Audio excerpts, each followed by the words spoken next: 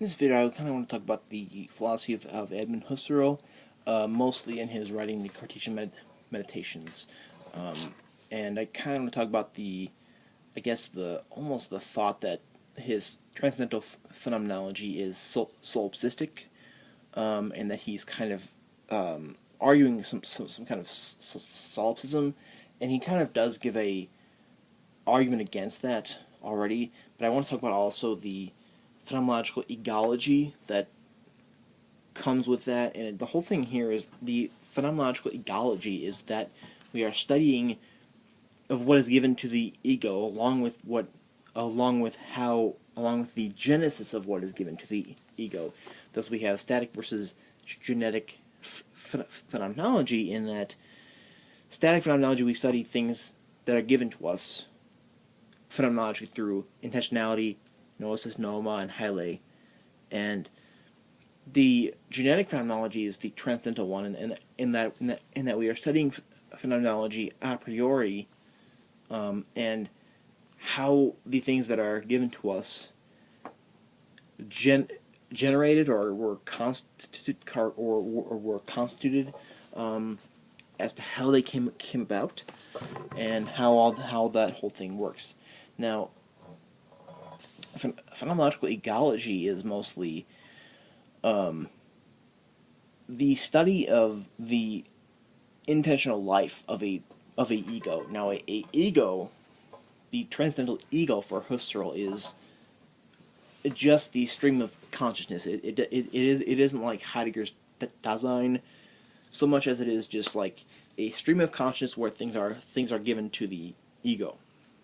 The egology, which is a term which he talks about in the Cartesian Meditations, what he does is he talks a lot about as to how phenomenology studies the egology of the human person, or the ego itself, and how the term egology is somewhat possibly to make the phenomenological study look solipsistic. Now, what is solipsism? Solipsism is the belief that you are the only thing that is real, and that your mind produces. It's almost like idealism, but solipsism is that it's like egoism, that you produce, that your mind produces what you see, and that you can't justify or verify the existence of anything besides yourself. And I guess I kind of want to elucidate how Husserl's phenomenology here is not solipsistic, and how phenomenology is kind of on the fence between realism and idealism, and how there's no definite subjective or objective stance of this kind of philosophy. This kind of philosophy deals with transcendental subjectivity, in that we are studying what is given to the ego. Thus, the egology is itself subjective. So, the egology is studying the intentional life of one. Studying the intentional life of the ego, studying the intentional life of the stream of consciousness. So that must sound really subjective and really solipsistic, and it sounds solipsistic because if you study egology, you are studying only what is given to any given ego, and from that, how can one prove anything beyond oneself? If Husserl is emphasizing a phenomenological egology, how can one verify anything beyond himself? And the answer to that is that of evidence and genuine science and transcendental intersubjectivity. And in Meditations 4 and 5, there is a concept of experiencing the other, and transcendental intersubjectivity, where we have the originalsfera, where you go from yourself and you go out from that sphere of originality, of your personal sphere, and experience someone else.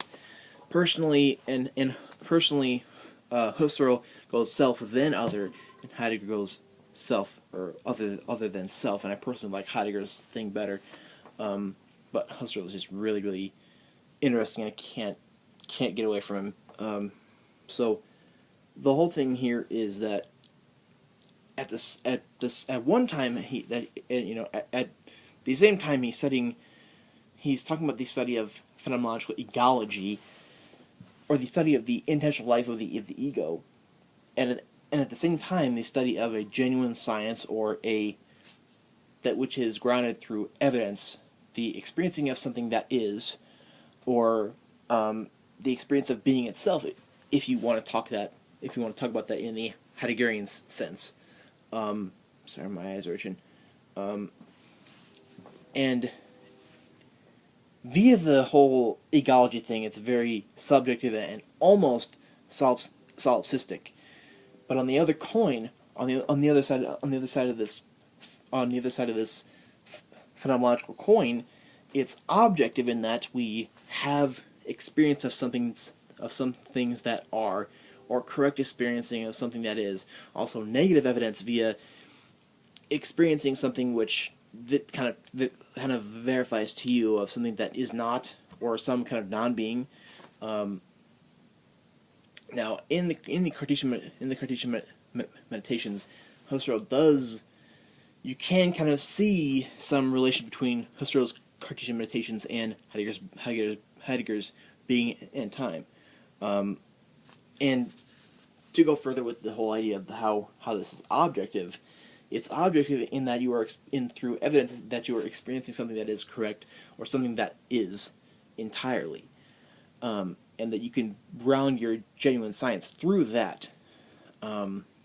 So with this, there's in a way a transcendental objectivity, and in another sense there is a transcendental subjectivity. So, and also a transcendental intersubjectivity as we go to the fifth meditation and also the fourth.